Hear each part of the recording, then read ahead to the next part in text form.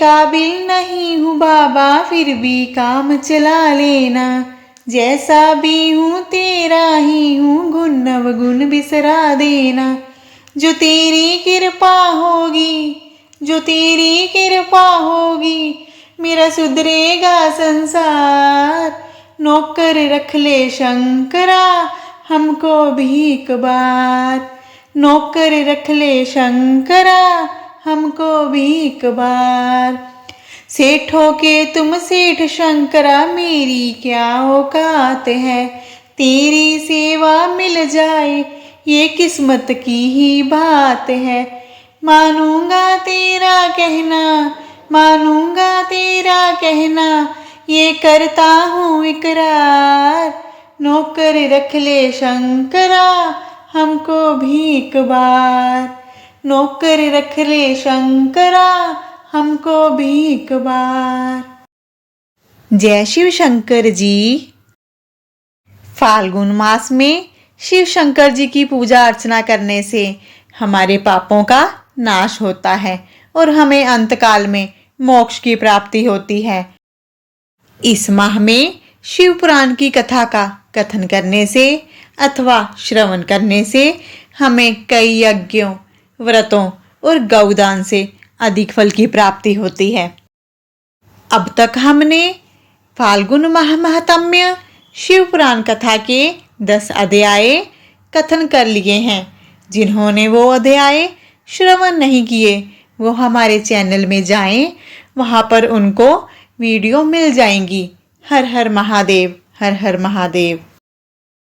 हमारी आपसे प्रार्थना है कि आप वीडियो को अधिक से अधिक शेयर किया कीजिए। दूसरों तक आध्यात्मिक ज्ञान पहुंचाकर आप भी पुण्य प्राप्ति करें। पावन शिव पुराण कथा शुरू करने से पहले आइए हम आपको एक छोटी सी आध्यात्मिक कहानी बता देते हैं।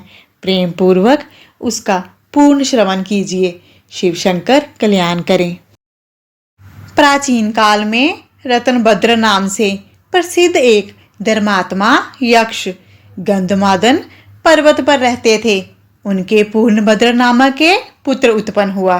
अंत में अनेक भोगों को भोग कर उस रत्नभद्र ने शिव शंकर जी का ध्यान पारायण कर परम शांत शिवलोक को प्राप्त किया। पिता के शिवलोक चले जाने पर पूर्णभद्र ने संतानहीन होने से अपनी भार्या कनक कुंडला नाम की यक्षिणी से कहा, प्रिय, मुझे पुत्र के बिना यह राज्य और महल आदि अब शून्य लगते हैं। कनक कुंडला बोली, प्राणनाथ, आप ज्ञानवान होकर पुत्र के लिए क्यों खेद करते हैं? यदि यही इच्छा है तो पुत्र मिलने का उपाय कीजिए। इस जगत में उद्यमी लोगों को क्या दुर्लभ है। जो प्राणी प्रारब्ध के भरोसे रहते हैं वे नितांत के पुरुष हैं, क्योंकि अपना किया हुआ कर्म ही प्रारब्ध है और कुछ नहीं। इस कारण प्रतिकूल प्रारब्ध को शांत करने के लिए समस्त कारणों के भी कारण रूप भगवान शिव की शरण में जाना चाहिए। यदि आप सर्वश्रेष्ठ पुत्र चाहते हैं तो भगवान शिव की शरण ग्रहण कीजिए। अपनी पत्नी की बात सुनकर यक्षराज ने गीतवाद से भगवान शिव का पूजन कर पुत्र की अभिलाषा पूर्ण की। उसका नाम हरिकेश पड़ा। पुत्र उत्पन्न होने की प्रसन्नता से उसने अनेक दान पुण्य किए। जब हरिकेश 8 वर्ष का हुआ तब से वह खेल में धूलि का शिवलिंग बनाकर त्रिनादि से उनका पूजन किया करता। अपने साथियों को शिव नाम से ही पुकारता था। वह रात दिन हे चंद्रशेखर, हे बुधेश, हे मृत्युंजय, हे नीलकंठ आदि पवित्र नामों का उच्चारण करता रहता। अपने मित्रों को प्रेम करता हुआ उनको बार बार उन्हीं नामों से पुकारता रहता। उसके कान शिव के नाम के अतिरिक्त अन्य किसी को ग्रहण नहीं करते थे। वह शिव मंदिर को छोड़कर किसी अन्य जगह नहीं जाता। उसके नेत्र शिव के अतिरिक्त कुछ और देखने की इच्छा नहीं रखते थे। वह स्वप्न में भी भगवान शिव को ही देखा करता था। हरिकेश की यही दशा देखकर इसके पिता ने उसे गृह कार्य में लगाने की अनेक चेष्टाएं की, किंतु उस पर कुछ भी असर नहीं हुआ। अंत में हरिकेश घर से निकल गया। कुछ दूर जाकर उसे भ्रम हो गया और वह मन ही मन कहने लगा, हे शंकर, कहाँ जाऊं, कहाँ रहने से मेरा कल्याण होगा। यह सोचकर उसने अपने मन ही मन में विचार किया कि जिसका कहीं ठिकाना नहीं है उसका काशीपुरी ही आधार है। इस प्रकार निश्चय कर वह काशीपुरी को गया, जिस अभिमुक्त क्षेत्र में पंचभौतिक देह त्याग कर प्राणों का शिव की प्रसन्नता से फिर देह से संबंध नहीं रहता, उस आनंद वन में जाकर तप करने लगा। कुछ समय बाद शिव शंकर जी ने पार्वती जी को अपना विहार वन दिखाया। वह अनेक सुगंध युक्त पल्लवों से शोभित था। शिव बोले, हे देवी, जैसे तुम मुझको बहुत प्रिय हो वैसे ही ये आनंद वन मुझे प्रिय है। मेरे अनुग्रह से इस आनंद वन में मरे हुए को जन्म मरण का बंधन नहीं रहता, अर्थात वह फिर संसार में जन्म नहीं लेता। पुण्य आत्मा के कर्म बीज विश्वनाथ की प्रज्वलित अग्नि में जल जाते हैं, उसी से फिर वे गर्भाशय में नहीं आते। काशीवासी लोगों के देहांत समय में मैं ही तारक ब्रह्मा ज्ञान का उपदेश देता हूँ, जिससे वे उसी क्षण मुक्त हो जाते हैं। कलयुग में विश्वनाथ देव का दर्शन, पूजन, काशीपुरी, भागीरथी गंगा आदि का सेवन और सतपात्र को दान विशेष फलदायक होता है। हे देवी, काशीवासी सदा मुझ में ही बसते हैं, इससे मैं उनको अंत में संसार सागर से पार कर देता हूँ, यह मेरी प्रतिज्ञा है।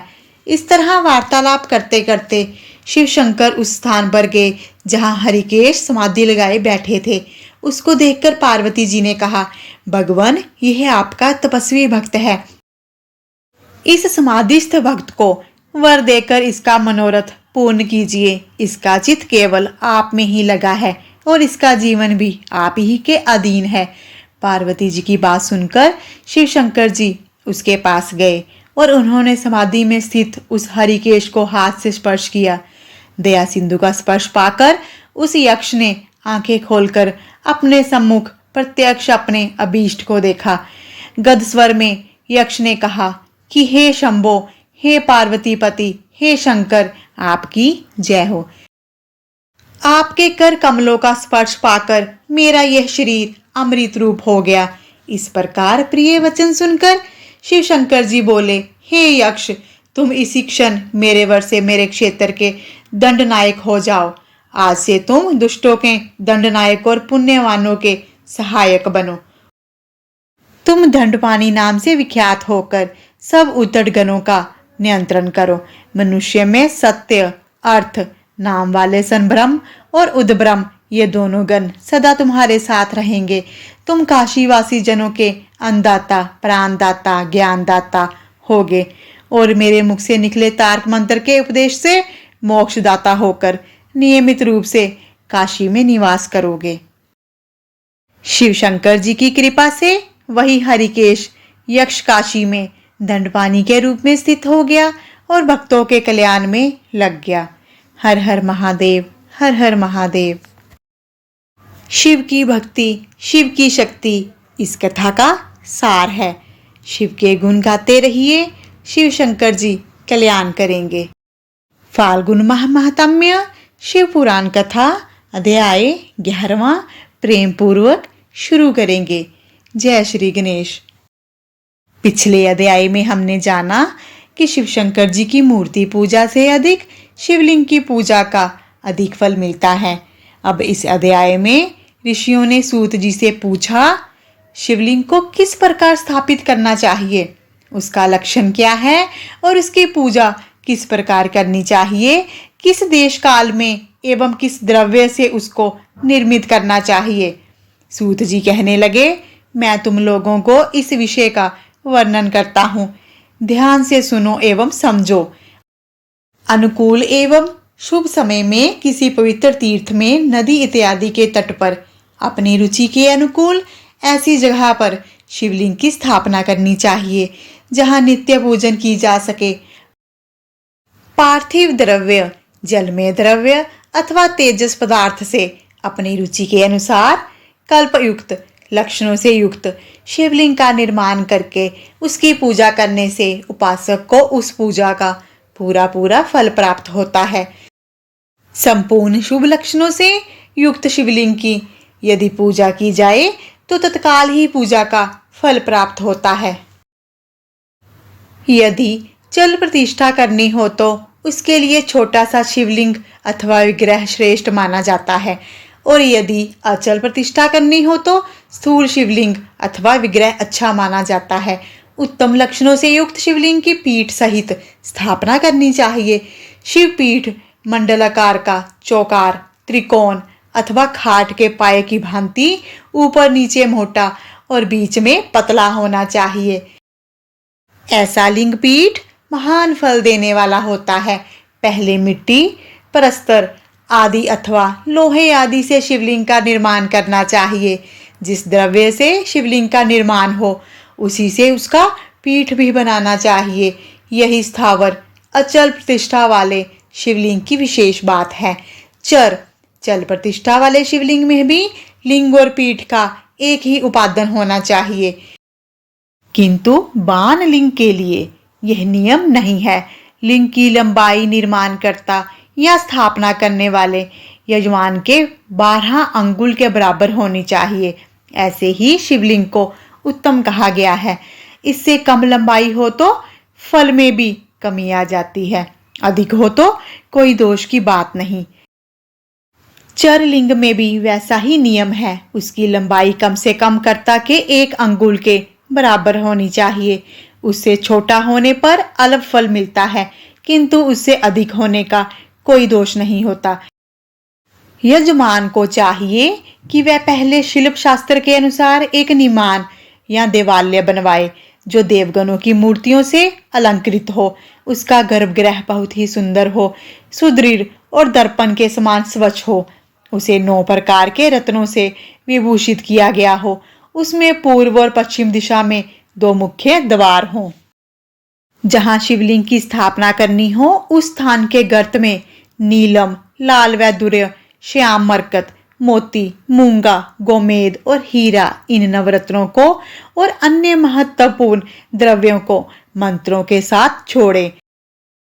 सदोजात आदि 5 वैदिक मंत्रों ओम सदोजातम प्रपधामि सदोजाताय वै नमो नमः, भद्रे भवे नाति भवे भवसमा भवोदवाय नमः, ओम वामदेवाय नमो, ज्येष्ठाय नमः, श्रेष्ठाय नमो, रुद्राय नमः, कालाय नमः, कलवीकरणाय नमो, बलवीकरणाय नमो, बलाय नमो, बलपरमथनाय नमः, सर्वभूतधमनाय नमो, मनोरथाय नमः। द्वारा शिवलिंग का 5 स्थानों में क्रमशः पूजन करके अग्नि में हविष्य की अनेक आहुतियां दे और परिवार सहित गुरु स्वरूप आचार्य को धन से तथा भाई बंधुओं की संतुष्टि मनचाही वस्तुएं प्रदान करें। याचकों को जड़ स्वर्ण ग्रह एवं भू संपत्ति तथा चेतन गौ आदि वैभव प्रदान करें। स्थावर जंगम सभी जीवों को यत्न पूर्वक संतुष्ट करके एक गड्ढे में स्वर्ण और 9 प्रकार के रत्न भरकर सदोजात आदि वैदिक मंत्रों का उच्चारण करके परम कल्याणकारी महादेव जी का ध्यान करें। तत्पश्चात नाद घोष से युक्त महामंत्र ओंकार का उच्चारण करके उक्त गड्ढे में शिवलिंग को स्थापित करके उसे पीठ से संयुक्त करें। इस प्रकार पीठ युक्त लिंग की स्थापना करके उसे नित्य लेप दीर्घकाल तक टिके रहने वाले मसाले से जोड़कर स्थिर करें। इसी प्रकार वहां परम सुंदर वेर मूर्ति की स्थापना करनी चाहिए। सारांश यह है कि भूमि संस्कार आदि की सारी विधि जैसी लिंग प्रतिष्ठा के लिए कही गई है, वैसी ही वेर अर्थात मूर्ति प्रतिष्ठा के लिए भी समझनी चाहिए। अंतर इतना ही है कि लिंग प्रतिष्ठा के लिए प्रणव मंत्र के उच्चारण का विधान है, परंतु वेर की प्रतिष्ठा के लिए अर्थात मूर्ति की प्रतिष्ठा के लिए पंचाक्षर मंत्र ओम नमः शिवाय जहाँ लिंग की प्रतिष्ठा हुई है उस स्थान के बाहर उत्सव के लिए सवारी निकालने आदि के हेतु मूर्ति को रखना आवश्यक है। मूर्ति को बाहर से भी लिया जा सकता है, उसे गुरुजनों से ग्रहण करें। बाहरी मूर्ति लेने के लिए वही पुरुष योग्य है जो साधु पुरुषों द्वारा पूजित हो। इस प्रकार लिंग में और मूर्ति में की हुई महादेव जी की पूजा शिव पद प्रदान करने वाली होती है। स्थावर और जंगम के भेद द्वारा लिंग दो प्रकार का बोला गया है। वृक्ष लता आदि को स्थावर लिंग कहते हैं और कृमि कीट आदि को जंगम लिंग। स्थावर लिंग को सींचने आदि के द्वारा सेवा करनी चाहिए और जंगम लिंग की तृप्ति आहार एवं जल आदि देकर किया जाना उचित है। उन स्थावर जंगम जीवों को सुख पहुंचाने में अनुरक्त होना भगवान शिव का पूजन है, यह विद्वान पुरुष मानते हैं। क्योंकि चराचर जीवों को ही भगवान शंकर का प्रतीक मानकर उनका पूजन करना चाहिए। इस तरह महालिंग की स्थापना करके विविध उपचारों द्वारा उसकी पूजा करें। अपनी शक्ति के अनुसार नित्य पूजा करनी चाहिए और देवालय के पास ध्वजारोपण भी करना चाहिए। शिवलिंग साक्षात शिव का पद प्रदान करने वाला है। अथवा चरलिंग में षोडशोपचार द्वारा यथोचित रीति से कर्मशः पूजन करें। यह पूजन भी शिव पद प्रदायक है। आवाहन, आसन, अर्घ, पाद, पादागर, आचमन, अभ्यगढ़, पूर्वक स्नान, वस्त्र एवं यज्ञोपवीत, गंध, पुष्प, धूप, दीप, नैवेद्य, तांबूल, समर्पण, निरंजन, नमस्कार और विसर्जन, यह 16 उपचार हैं। अथवा अर्घ से लेकर नैवेद्य तक विधिवत पूजन करें। अभिषेक, नैवेद्य, नमस्कार और तर्पण, ये सब यथाशक्ति नित्य करें। इस तरह किया हुआ शिव का पूजन शिव पद प्रदान करने वाला है। किसी मनुष्य, ऋषियों, देवताओं, अपने आप प्रकट हुए सव्यभू अथवा अपने नूतन स्थापित किए शिवलिंग में भी उपचार समर्पण पूर्वक पूजन करने से या पूजन की सामग्री देने से भी ऊपर जो कुछ कहा गया है, मनुष्य वह सारा फल प्राप्त कर लेता है। कर्मशः परिक्रमा और नमस्कार करने से भी शिवलिंग शिवपद की प्राप्ति होती है। यदि नियम पूर्वक शिवलिंग का दर्शन मात्र कर लिया जाए तो वह भी कल्याणप्रद होता है। मिट्टी, आटा, गाय के गोबर, फूल, कनेर पुष्प, फल, गुड़, मक्खन, बसम अथवा अन्न इत्यादि से अपनी रुचि के अनुसार शिवलिंग बनाकर तदनुसार उसका पूजन करें अथवा प्रतिदिन 10,000 प्रणव मंत्र का जाप करें अथवा दोनों संध्याओं के समय 1,1 सहस्त्र प्रणव का जप किया करें। यह कर्म भी शिव पद की प्राप्ति कराने वाला है, ऐसा जानना चाहिए। जप काल में मकरांत प्रणव का उच्चारण मन की शुद्धि करने वाला होता है। समाधि में मानसिक जप का विधान है और अन्य सब समय में भी उपांशु जप ही करना चाहिए। नाद और बिंदु से युक्त ओंकार के उच्चारण को विद्वान पुरुष समान प्रणव कहते हैं। यदि प्रतिदिन आदर पूर्वक 10,000 पंचाक्षर मंत्र का जप किया जाए या दोनों संध्याओं के समय 1,1 सहस्त्र का जप किया जाए तो उसे शिवपद की प्राप्ति कराने वाला समझना चाहिए। ब्राह्मणों के लिए आदि में प्रणव से युक्त पंचाक्षर मंत्र अच्छा बताया गया है। कलश से किया हुआ स्नान, मंत्र की दीक्षा, मातृकाओं का न्यास, सत्य से पवित्र अंतःकरण वाला ब्राह्मण और ज्ञानी गुरु, इन सबको उत्तम माना गया है। द्विजों के लिए नमः शिवाय के उच्चारण का विधान है। द्विजेतरों के लिए अंत में नमः पद के प्रयोग की विधि है, अर्थात वे शिवाय नमः इस मंत्र का उच्चारण करें। स्त्रियों के लिए कहीं कहीं विधि पूर्वक नमो उच्चारण का ही विधान है, अर्थात वे शिवाय नमः का ही जप करें। कोई कोई ऋषि ब्राह्मण की स्त्रियों के लिए नमः पूर्वक शिवाय के जप की अनुमति देते हैं, अर्थात वे नमः शिवाय का जप करें। पंचाक्षर का 5 करोड़ जप करके मनुष्य भगवान सदाशिव के समान हो जाता है। 1, 2, 3 अथवा 4 करोड़ का जाप करने से मनुष्य कर्मशः ब्रह्मा, विष्णु, रुद्र और महेश्वर का पद प्राप्त करता है। अथवा मंत्र में जितने अक्षर हैं उनका पृथक पृथक 1-1 लाख जाप करे अथवा समस्त अक्षरों का एक साथ ही जितने अक्षर हों उतने लाख जप करे। इस तरह के जाप को शिव पद की प्राप्ति कराने वाला समझ लेना चाहिए। यदि 1000 दिनों में प्रतिदिन 1000 जाप के क्रम से पंचाक्षर मंत्र का 10 लाख जप पूर्ण कर लिया जाए और प्रतिदिन ब्राह्मण भोजन कराया जाए तो उस मंत्र से अभिष्ट कार्य की सिद्धि प्राप्त होने लगती है। ब्राह्मण को चाहिए कि वह प्रतिदिन प्रातःकाल 1008 बार गायत्री मंत्र का जाप करे। ऐसा करने से गायत्री क्रमशः शिव पद प्रदान करने वाली होती है। वेद मंत्र और वैदिक सूक्तों का भी नियमों के अनुरूप जप करना चाहिए। वेदों का पारायण भी शिव पद की प्राप्ति कराने वाला है, ऐसा जानना चाहिए।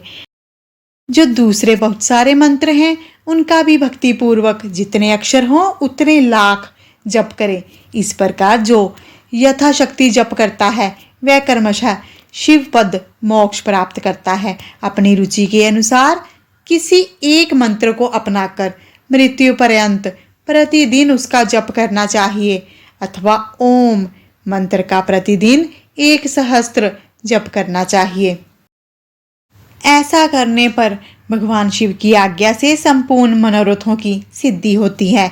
जो मनुष्य भगवान शिव के लिए फुलवाड़ी लगाता है और शिव के सेवा कार्य के लिए मंदिर में झाड़ने बुहारने आदि की व्यवस्था करता है, वह इस पुण्य कर्म को करके शिव पद प्राप्त कर लेता है। भगवान शिव के जो काशी आदि क्षेत्र हैं उनमें भक्ति पूर्वक नित्य निवास करें। वह जड़ चेतन सबको भोग और मोक्ष देने वाला है। अतः विद्वान पुरुष को भगवान शिव के क्षेत्र में आमरण निवास करना चाहिए।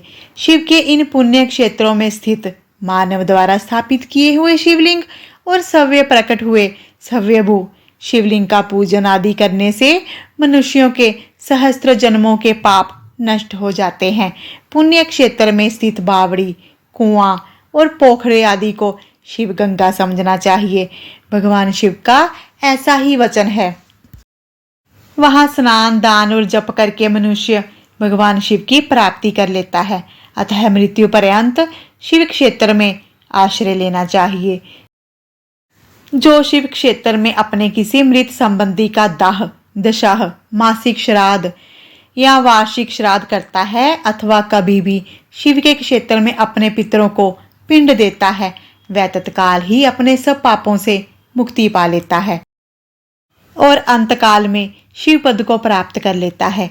अथवा शिव के क्षेत्र में 7, 5, 3 या 1 रात ही निवास करने वाले को क्रमशः शिव की प्राप्ति होती है। लोक में अपने अपने वर्ण के अनुरूप सदाचार का पालन करने से भी मनुष्य शिव पद को प्राप्त कर लेता है। वर्ण अनुकूल आचरण से और भक्ति भाव से वह अपने सत्कर्म का अतिशय फल पा लेता है। कामना पूर्वक किए हुए अपने कर्म के अभिष्ट फल को वह शीघ्र ही पा लेता है। निष्काम भाव से किया हुआ सारा कर्म साक्षात शिव पद की प्राप्ति कराने वाला होता है। दिन के 3 विभाग प्रातः, मध्याह्न और शाम, इन तीनों में क्रमशः एक एक प्रकार के कर्म का संपादन किया जाता है। प्रातः काल को शास्त्र विहित नित्य कर्म के अनुष्ठान का समय समझना चाहिए और मध्य काल को सकाम कर्म के लिए उपयोगी समझा जाता है और सायंकाल को शांति कर्म के लिए उपयोगी माना जाता है, ऐसा जानना चाहिए। इसी प्रकार रात्रि में भी समय का विभाजन किया गया है। रात के 4 प्रहरों में जो बीच के 2 प्रहर हैं उन्हें निशिथ काल कहा गया है। विशेषता उसी काल में ही भगवान शिव की पूजा अभिष्ट फल देने वाली होती है। अपने अपने अधिकार के अनुसार ऊपर कहे गए किसी भी कर्म के द्वारा शिव आराधना करने वाला पुरुष यदि सदाचारी है और पाप से डरता है तो उन सब कर्मों का पूरा पूरा फल प्राप्त कर लेता है। ऋषियों ने कहा, सूत जी, पुण्य क्षेत्र कौन कौन से हैं जिनका आश्रय लेकर सब स्त्री पुरुष शिव पद प्राप्त कर सकते हैं, ये हमें संक्षेप में बताइए। सूत जी ने कहा, श्रद्धा के साथ तुम सब पुण्य क्षेत्रों का वर्णन सुनो। अध्याय समाप्त हुआ। अगला अध्याय शुरू करेंगे। सूत जी बोलते हैं, विद्वान एवं बुद्धिमान महर्षियों, मोक्षदायक शिव क्षेत्रों का वर्णन सुनो। तत्पश्चात मैं वर्णन करूंगा लोक रक्षा के लिए शिव संबंधी आगमों का। पर्वत, वन और काननों समेत इस पृथ्वी का विस्तार 50 करोड़ योजन है। भगवान शिव की आज्ञा से पृथ्वी समस्त जगत को धारण करके स्थित है। शिव शंकर जी ने भूतल पर भिन्न भिन्न स्थानों पर वहां के निवासियों को कृपा पूर्वक मोक्ष प्रदान करने के लिए शिव क्षेत्र निर्मित किए हैं। कुछ ऐसे क्षेत्र हैं जिन्हें देवताओं और ऋषियों ने अपना वास स्थान बनाकर अनुग्रहित किया है, इसलिए उनमें तीर्थ तत्व प्रकट हो गया है। एवं अन्य बहुत से तीर्थ ऐसे हैं जो लोगों की रक्षा के लिए सव्य प्रकट हुए हैं। तीर्थ और क्षेत्र में जाने पर मनुष्य को सदा स्नान, दान एवं जप इत्यादि करना चाहिए, अन्यथा वह दोषों का भागी होता है। यह दोष है रोग, दरिद्रता और मुक्ता आदि। जो मनुष्य इस भारतवर्ष के भीतर मृत्यु को प्राप्त कर लेता है, वह अपने पुण्य के फल से ब्रह्मालोक में वास करके पुण्य क्षय के पश्चात पुनः जन्म मनुष्य योनि में ही लेता है। ब्राह्मणों, पुण्य क्षेत्र में पाप किया जाए तो वह और भी दृढ़ हो जाता है, इसलिए पुण्य क्षेत्र में निवास करते समय सूक्ष्म से सूक्ष्म सा भी पाप ना करें। सिंधु एवं सतलुज नदी के तट पर बहुत से पुण्य क्षेत्र हैं। सरस्वती नदी परम पवित्र और 60 मुखों वाली है। विद्वान पुरुष सरस्वती के उन तट पर निवास करें तो वह क्रमशः ब्रह्मा पद को पा लेते हैं। हिमालय के मुख से निकली हुई पुण्य सलीला गंगा 100 मुख वाली नदी है। उसके तट पर काशी, प्रयाग आदि अनेक पुण्य क्षेत्र हैं। वहां मकर राशि के सूर्य होने पर गंगा की तटभूमि पहले से भी अधिक पुण्यदायक हो जाती है। सोनभद्र नदी 10 मुख वाली नदी है। वह बृहस्पति के मकर राशि में आने पर अत्यंत पवित्र और अभिष्ट फलदायक हो जाती है। उस समय वहां स्नान एवं उपवास करने से विनायक पद की प्राप्ति होती है। पुण्य सलीला महानदी नर्मदा के 24 मुख हैं। उसमें स्नान और उसके तट पर निवास करने से मनुष्य को वैष्णव पद की प्राप्ति होती है। तमसा के 12 और रेवा के 10 मुख हैं। परम पुण्यमय गोदावरी के 21 मुख बताए गए हैं। वह ब्रह्मा हत्या और गोवध के पाप का भी नाश करने वाली एवं रुद्रलोक देने वाली नदी है। कृष्णवेणी नदी का जल बहुत ही पवित्र है। वह नदी सब पापों का नाश करने वाली है। उसके 18 मुख बताए गए हैं और वह विष्णु लोक प्रदान करती है। तुंगभद्रा नदी के 10 मुख हैं। वह ब्रह्मलोक प्रदान करती है। पुण्य सलीला स्वर्ण मुखरी के 9 मुख हैं। ब्रह्मलोक से लौटे हुए जीव उसी के तट पर जन्म लेते हैं। सरस्वती नदी, पंपा सरोवर, कन्याकुमारी, अंतरदीप एवं शुभकारक श्वेत नदी, ये सब पुण्य क्षेत्र हैं।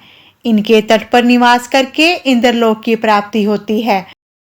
महानदी कावेरी परम पुण्यमयी है। इसके 27 मुख हैं। इसके तट स्वर्गलोक की प्राप्ति कराने वाले और ब्रह्मा और विष्णु का पद देने वाले हैं। कावेरी के जो तट शैव क्षेत्र के अंतर्गत आते हैं, वे अभिष्ट फलदायक होने के साथ साथ शिवलोक प्रदान करने वाले हैं। नैमिषारण्य और बद्रिकाश्रम में सूर्य और बृहस्पति के मेष राशि में आने पर अगर स्नान करें तो उस समय वहां किए हुए स्नान पूजन आदि को ब्रह्मलोक की प्राप्ति कराने वाला समझना चाहिए। सिंह एवं कर्क राशि में सूर्य की संक्रांति होने पर सिंधु नदी में किया हुआ स्नान और केदार तीर्थ के जल का पान एवं स्नान ज्ञानदायक जाना गया है। जब बृहस्पति सिंह राशि में स्थित हो उस समय सिंह की संक्रांति से युक्त भाद्रपद मास में यदि गोदावरी के जल में स्नान किया जाए तो वह शिवलोक को प्राप्त कराने वाली होती है। ऐसा पूर्व काल में सव्य भगवान शिव ने कहा था।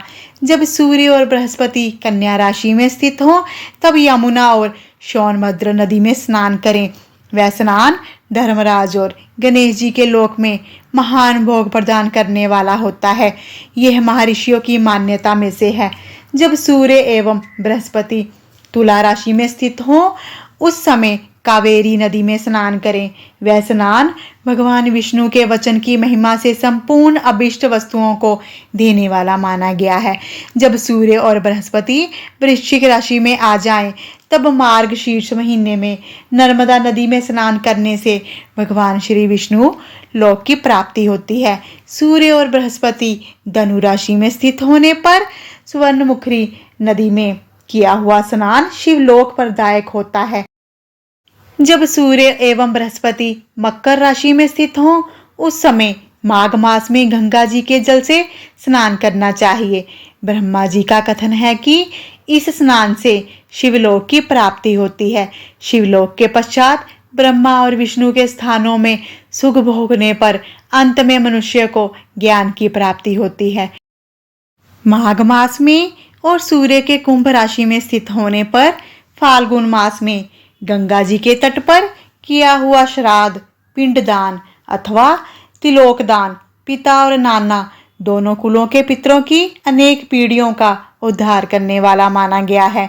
सूर्य और बृहस्पति जब मीन राशि में स्थित हों तब कृष्णवेणी नदी में स्नान की ऋषियों ने प्रशंसा की है। उन महीनों में पूर्वयुक्त तीर्थों में किया हुआ स्नान इंद्रपद की प्राप्ति कराने वाला होता है। विद्वान पुरुष गंगा एवं कावेरी नदी का आश्रय लेकर तीर्थवास करें। ऐसा करने से तत्काल किए हुए पाप का निश्चय ही नाश हो जाता है। रुद्रलोक प्रदान करने वाले बहुत से क्षेत्र हैं। ताम्रपर्णी एवं वेगवती यह दोनों नदियां ब्रह्मलोक की प्राप्ति के स्वरूप फलदायक हैं। इनके तटों पर कितने ही स्वर्गदायक क्षेत्र हैं। इन दोनों के मध्य में बहुत से पुण्य क्षेत्र हैं। वहां निवास करने वाला विद्वान पुरुष वैसे फल का भागी होता है।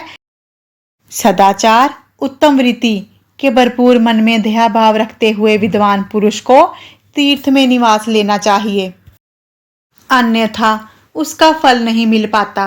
पुण्य क्षेत्र में किया हुआ थोड़ा सा भी पुण्य अनेक प्रकार से वृद्धि को प्राप्त होता है और वहां किया हुआ छोटा सा भी पाप महान हो जाता है। यदि पुण्य क्षेत्र में रहकर ही जीवन बिताने का निश्चय हो तो उस पुण्य संकल्प से उसका पहले का सारा पाप तत्काल नष्ट हो जाएगा, क्योंकि पुण्य को ऐश्वर्यदायक भी कहा गया है। ब्राह्मणों, तीर्थवास जनित पुण्य कायिक, वाचिक और मानसिक सब पापों का नाश कर देता है। तीर्थ में किया हुआ मानसिक पाप वज्रलेप हो जाता है। वह कई कल्पों तक पीछा नहीं छोड़ता। वैसा पाप केवल ध्यान से ही नष्ट हो सकता है, अन्यथा नहीं। वाचिक पाप जप से और कायिक पाप शरीर को सुखाने जैसे कठोर तप से नष्ट हो सकता है, अन्यथा बढ़ता रहता है। वैसा पाप जब तक पूर्ण रूप से समाप्त नहीं हो जाता प्राणी को उसे कल्पों तक भोग करना पड़ता है। अतः सुख की अपेक्षा करने वाले पुरुष को देवताओं की पूजा करते और ब्राह्मणों को दान देते हुए पाप से बचकर ही तीर्थ में निवासी बनना चाहिए। शिव पुराण कथा अध्याय 12वां समाप्त हुआ। शिव शंकर भोलेनाथ इस कथा को कहने वाले और श्रवण करने वाले सबके जीवन का कल्याण करें। हर हर महादेव, हर हर महादेव। चैनल पर नए हैं तो कृपा करके चैनल को सब्सक्राइब कर लीजिए। वीडियो अच्छी लगती हो तो शेयर और लाइक अवश्य कीजिए, इससे हमें प्रेरणा मिलती है। और कमेंट बॉक्स में हर हर महादेव अवश्य लिखें। मिलते हैं अगली वीडियो में। अपना ध्यान रखें, खुश रहें, सुखी रहें।